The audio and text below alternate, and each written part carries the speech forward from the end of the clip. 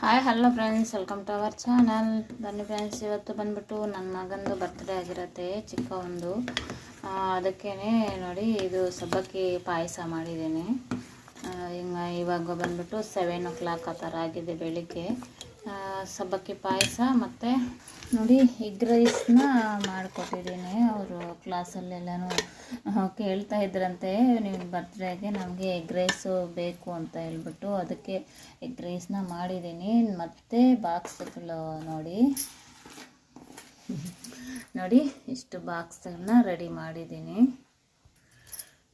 ಎಷ್ಟು ಬಾಕ್ಸ್ಗಳನ್ನ ರೆಡಿ ಮಾಡಿದ್ದೀನಿ ಅಂದರೆ ಅವನ್ನೆರಡು ಎತ್ಕೊಂಡು ಹೋಗ್ತಾ ಇದ್ದ, 2 ಮತ್ತು ಇನ್ನು 4 ಎಕ್ಸ್ಟ್ರಾ ಅಂತಲೇ ಅನ್ಬೋದು. ಅಲ್ಲಿಗೂ ಇನ್ನೂ ಸ್ವಲ್ಪ ಉಳಿದಿದೆ, ತೊಗೊಂಡೋಗ್ತಾನೇನೋ ನೋಡಬೇಕು ಎಷ್ಟು ಆಗಿದೆ. ಇನ್ನು ಇಲ್ಲಿ ಅದಕ್ಕೇ ಸ್ವಲ್ಪ ಸ್ವೀಟ್ ಇರಲಿ ಅಂತ ಹೇಳ್ಬಿಟ್ಟು ಸ್ವಲ್ಪ ಸಬ್ಬಕ್ಕಿ ಪಾಯಸನ ಮಾಡಿದ್ದೀನಿ. ಇನ್ನು ಹಾಗೆ ಜಾಮೂನ್ ಅಂದರೆ ಅವನಿಗೂ ಇಷ್ಟನೇ, ನನಗೂ ಇಷ್ಟನೇ. ಒಂದು ಚಿಕ್ಕ ಪ್ಯಾಕೆಟ್ ಒಂದಿದೆ, ಅವ್ನು ಬರೋಷ್ಟೊಳಗೆ ಸಾಯಂಕಾಲ ಮಾಡೋಣ ಅಂತೇಳಿ ಅಂದ್ಕೊಂಡಿದ್ದೀನಿ. ಮತ್ತು ಅವನಿಗೆ ಅಂತೇಳ್ಬಿಟ್ಟು ಬಟ್ಟೆ ಎಗ್ ರೈಸ್ನ ಮಾಡಿ ಕೊಟ್ಟಿದ್ದೆ ಅಲ್ವಾ, ಅದಕ್ಕೆ ಇಲ್ಲಿ ಒಬ್ಬ ತಂಗಿ ಇದ್ದಾಳೆ, ಆ ತಂಗಿಗೆ ಅಂತ ಹೇಳ್ಬಿಟ್ಟು ತೊಗೊಂಡು ಹೋಗ್ತಾ ಇದ್ದಾನೆ.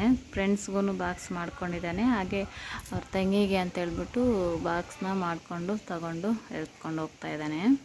ಅಂದರೆ ನಮ್ಮ ಊರ್ಗಿತ್ತಿ ಇದ್ದಾರೆ, ಅಂದರೆ ನಮ್ಮ ಯಜಮಾನ್ರವರ ಚಿಕ್ಕಪ್ಪನ ಮೊಮ್ಮಗಳಿಗೆ, ಇವ್ರಿಗೆ ತಂಗಿನೇ ಆಗಬೇಕಲ್ವ, ಅದಕ್ಕೆ. ನೋಡಿ ಈಗ ಟೈಮ್ ಬಂದ್ಬಿಟ್ಟು ಇಷ್ಟ ಆಗಿದೆ 7:30. ಬಾಕ್ಸ್ ಎಲ್ಲ ರೆಡಿ ಆಯಿತು. ಬೆಳಗ್ಗೆನೇ ತಿನ್ನೋಕ್ಕಾಗತ್ತಾ ಇಲ್ವಾ ಸ್ವಲ್ಪ ಅಂತ ಹೇಳ್ಬಿಟ್ಟು ಹಾಕಿ ಕೊಡೋಣ ಅಂತೇಳಿ ಅಂದ್ಕೊಂಡಿದ್ದೀನಿ. ಪಾಯಸ ಅದಕ್ಕೇನು ಹಾಕಿಲ್ಲ ಫ್ರೆಂಡ್ಸ್, ನಾರ್ಮಲ್ ಆಗಿಯೇ ಹಾಲು ಸಕ್ಕರೆ ಹಾಕಿ ಮಾಡಿದ್ದೀನಿ ಅಷ್ಟೇ. ನೋಡಿ ಸ್ವಲ್ಪ ತುಪ್ಪ ಅಂದರೆ ಅವನಿಗೆ ಇಷ್ಟನೇ, ಪಾಯಸಕ್ಕೆ ಸ್ವಲ್ಪ ತುಪ್ಪ ಹಾಕಿ ಕೊಡೋಣ ಅಂತ ಹೇಳ್ಬಿಟ್ಟು.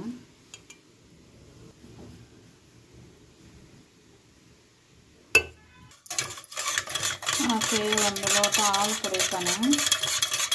ಬೆಳಿಗ್ಗೆ ಬಾಕ್ಸ್ ತೊಗೊಂಡೋಗಲ್ವಲ್ಲ, ಅಂದರೆ ಬೆಳಿಗ್ಗೆನೇ ತಿಂದು ಹೋಗೋದಿಲ್ಲ, ಅದಕ್ಕೋಸ್ಕರ ಹಾಲು ಕೊಡ್ತೀನಿ. ಮತ್ತು ಅಲ್ಲಿ ಹೋಗಿ ತಿಂತಾನೆ ಬಾಕ್ಸ್, ಅದಕ್ಕೋಸ್ಕರನೇ 2 ಬಾಕ್ಸ್ನ ಕೊಡೋವಂಥದ್ದು. ಇವಾಗ ಬರಲಿ, ತಂಗಿಗೆ ಎಗ್ ರೈಸ್ ಕೊಡೋಕ್ಕೆ ಹೋಗಿದ್ದಾನಲ್ವ, ಮತ್ತು ಬಂದಮೇಲೆ ತಿಂತಾನೆ.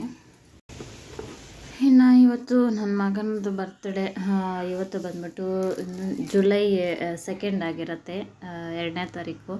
ಅವತ್ತು ಬಂದ್ಬಿಟ್ಟು ನನ್ನ ಮಗನ ಬರ್ತ್ಡೇ. ಅದಕ್ಕೆ ಸಿಂಪಲ್ಲಾಗಿ ಬಟ್ಟೆನ ತಗೊಟ್ಟಿದ್ದೆ, ಹಾಗೆ ಅವರಣ್ಣ ಶೂ ಬೇಕು ಅಂತ ಹೇಳಿ ಸೆಲೆಕ್ಟ್ ಮಾಡಿಕೊಂಡು ಕೆಲವೊಂದೆಲ್ಲ ಇಟ್ಕೊಂಡಿದ್ದ. ಅದಕ್ಕೋಸ್ಕರ ಅವರಣ್ಣ ಕಾಲೇಜ್ಗೆ ಹೋಗಿ ಬರೋವಾಗ ಶೂನ ತಗೊಂಡು ಬಂದು ಕೊಟ್ಟಿದ್ದಾನೆ. ವಾಚು ಇಲ್ಲ ಅಂತ ಹೇಳ್ದ, ಇನ್ನು 1 ವೀಕ್ ಬ್ಯಾಕು ವಾಚನ್ನು ತೆಗೆದುಕೊಟ್ಟೆ. ಅವ್ರ ಅಣ್ಣನ ಬರ್ತ್ಡೇ ಟೈಮಲ್ಲಿ ನನ್ನ ಮಗ ಚಿಕ್ಕವನು ಕೂಡಿಟ್ಕೊಂಡಿರೋಂಥ ದುಡ್ಡಲ್ಲಿ ಅವನಿಗೆ ವಾಚ್ ತಗೊಟ್ಟಿದ್ದ. ಅಲ್ಲ, ನಾನು ವಾಚ್ ತಗೊಟ್ಟಿದ್ದು, ಅವನು ಇಯರ್ಫೋನ್ಸ್ ತಗೊಟ್ಟಿದ್ದ. ಆ ಥರ ಮಾಡ್ತಾಯಿದ್ದ, ಅದಕ್ಕೆ ಇವನು ಶೂ ತಗೊಟ್ಟಿದ್ದಾನೆ ಇವಾಗ. ಇನ್ನು ಹಾಗೆ ಸಿಂಪಲ್ಲಾಗಿ ಇಷ್ಟೇ. ಈ ಸರಿ ಏನೋ ಕೇಕು ಆ ಥರ ಏನೂ ಇರಲಿಲ್ಲ, ನೋಡೋಣ ಏನೆಲ್ಲ ಆಗುತ್ತೆ ಅಂತ.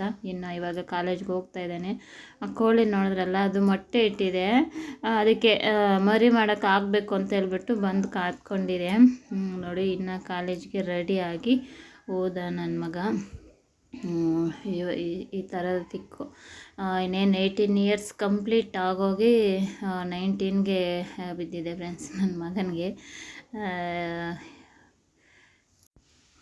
ರೆಡಿ ಆದಮೇಲೆ ಕೆಲವೊಂದು ಪಿಕ್ಸ್ನ ತಗೊಂಡೆ. ಮತ್ತು ಇದು ಬಂದ್ಬಿಟ್ಟು ಸಾಯಂಕಾಲ ತಮ್ಮನಿಗೋಸ್ಕರ, ಅವನಿಗೆ ಪಿಜ್ಜಾ ಅಂದರೆ ತುಂಬಾ ಇಷ್ಟ. ಬೆಂಗಳೂರಿಂದ ಯಾರಾದರೂ ಬರಲಿ, ಅವ್ರ ಅಣ್ಣನವರು ದೊಡ್ಡಮ್ಮವರು ಯಾರಾದರೂ ಬರಲಿ, ನನಗೆ ಪಿಜ್ಜಾ ತೊಗೊಂಬರೋಕ್ಕೆ ಹೇಳು ಅಂತ ಹೇಳ್ಬಿಟ್ಟು ಫೋನ್ ಮಾಡ್ತಾಯಿದ್ದ. ಅದಕ್ಕೋಸ್ಕರನೇ ಇವತ್ತು ಅವರ ಅಣ್ಣ ಇಲ್ಲಿ ಮದನಪಲ್ಲಿಗೆ ಹೋಗಿ ಈ ಥರ ಪಿಜ್ಜಾ ತೊಗೊಂಬಂದಿದ್ದಾನೆ.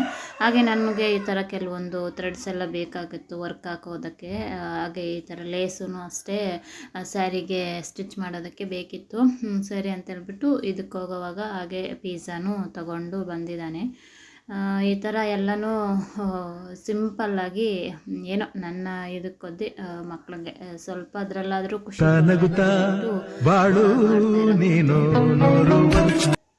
ನೋಡಿ. ನನ್ನ ಮಗನ ಚಿಕ್ಕವಾಗಿಂದ ಫೋಟೋಸ್ ಎಲ್ಲನೂ ಇದ್ದಾವೆ. ಇನ್ನೇನಿದು 11 ಮಂತ್ಸು 5 ಮಂತ್ಸಿಂದ ಹಿಡಿದು ಮಾಡಿರೋ ಅಂಥದ್ದು. ಚಿಕ್ಕವನಿದ್ದಾಗ ತುಂಬಾ ಕ್ಯೂಟಾಗಿದ್ದ, ಗುಂಡು ಗುಂಡಿಗೆ ಕ್ಯೂಟಾಗಿ ಚೆನ್ನಾಗಿದ್ದ. ಚಿಕ್ಕವರಿದ್ದಾಗ ಇಬ್ಬರೂ ಅಷ್ಟೇ ಚೆನ್ನಾಗಿದ್ರು ಫ್ರೆಂಡ್ಸ್. ನೋಡಿ ಯಾವ ಥರ ಇದ್ದಾನೆ ಅಂತ. ಅವಾಗ ಚಿಕ್ಕದೊಂದು ಕ್ಯಾಮ್ರಾ ಇತ್ತು ಮನೆಯಲ್ಲಿ, ಆವಾಗ ಹಿಡ್ದಿರೋಂಥದ್ದು. ಆವಾಗ ಮೊಬೈಲ್ಸು ಆ ಥರ ಏನೂ ಇರಲಿಲ್ಲ. ಇದೆಲ್ಲನೂ ಮೊಬೈಲಲ್ಲಿ ಎಲ್ಲನೂ ಹಿಡ್ದಿರೋ ಅಂಥದ್ದು. ಚಿಕ್ಕವಾಗಿಂದನೂ ದೊಡ್ಡವನಾಗೋ ತನಕನೂ ಇದ್ದಾವೆ. ಅಂದರೆ ಇವನು ಒಂಥರ ಚಿಕ್ಕವಾಗ ಅಂದರೆ ಈ 1 ಇಯರ್ ಬ್ಯಾಕು ತುಂಬಾ ಹಠ ಮಾಡ್ತಾಯಿದ್ದ, ಕೋಪ ಜಾಸ್ತಿ, ಆ ಥರ ಈ ಥರ ಎಲ್ಲನೂ ಇರ್ತಾಯಿದ್ದ. ಯಾವಾಗ್ಲೂ ಅಂದರೆ ಮೂಡಿಯಾಗಿರೋದು ಆ ಥರ ಎಲ್ಲನೂ ಮುನ್ಸ್ಕೊಂಡು ಆ ಥರ ಇರೋದು ಎಲ್ಲನೂ ಮಾಡ್ತಾಯಿದ್ದ. ಆದರೆ ಈ ನಡುವೆ ಅಂತೂ ತುಂಬಾ ಮೆಚೂರು, ಅಂದರೆ ಹೇಗಿದ್ದರೂ 18 ಇಯರ್ಸ್ ಆಗಿದೆಯಲ್ಲ. ಹೇಳಬೇಕು ಅಂದರೆ ನನ್ನನ್ನು ತುಂಬಾ ಅರ್ಥ ಮಾಡ್ಕೊಂಡಿದ್ದಾನೆ ಅಂತಲೇ ಹೇಳ್ಬೋದು. ನನ್ನನ್ನು ತುಂಬಾ ಅರ್ಥ ಮಾಡ್ಕೊಂಡಿದ್ದಾನೆ ಅಂತಲೇ ಹೇಳ್ಬೋದು.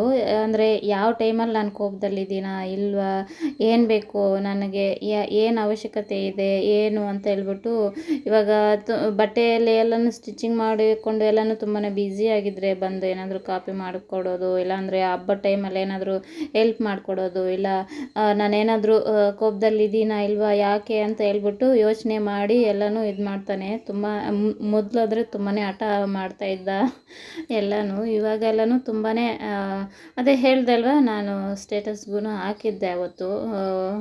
ನನಗೆ ನಮ್ಮ ಅಪ್ಪ ಥರ ಇವನು ಇದ್ದಾನೆ ಅಂತ ಹೇಳ್ಬಿಟ್ಟು, ಅಂದರೆ ಇವನೊಬ್ಬನೇ ಅಂತ ಅಲ್ಲ, ನನಗೆ ನನ್ನ ಮಕ್ಕಳೆಲ್ಲನೂ ಅಷ್ಟೇ.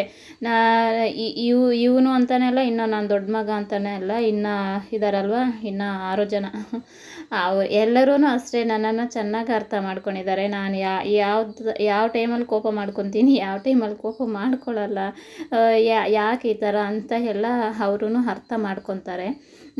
ಅದೇ ಥರನೇ ಒಂಥರ ಅವ್ರನ್ನ ನೋಡಿದ್ರೆ ಈಗ ಸದ್ಯಕ್ಕೆ ಇದ್ದಾರೆ ಚೆನ್ನಾಗಿ. ಅಂದರೆ ಈ ಟೈಮಲ್ಲಿ ಕೆಲವೊಂದು ಮಕ್ಕಳೆಲ್ಲನೂ ಅವ್ರ ಲೈಫ್ ಏನೋ ಅವ್ರಿದೇನೋ ಆ ಥರ ನೋಡ್ಕೊಳ್ಳೋದು ಆ ಥರ ಎಲ್ಲನೂ ಇರ್ತಾರಲ್ವ. ಆದರೆ ನನ್ನ ಮಕ್ಕಳು ಆ ಥರ ಅಲ್ಲ, ನನ್ನನ್ನು ತುಂಬಾ ಅರ್ಥ ಮಾಡಿಕೊಂಡು ನನಗೆ ತುಂಬ ಸಪೋರ್ಟಿವ್ ಆಗಿ ತುಂಬಾ ಚೆನ್ನಾಗಿದ್ದಾರೆ.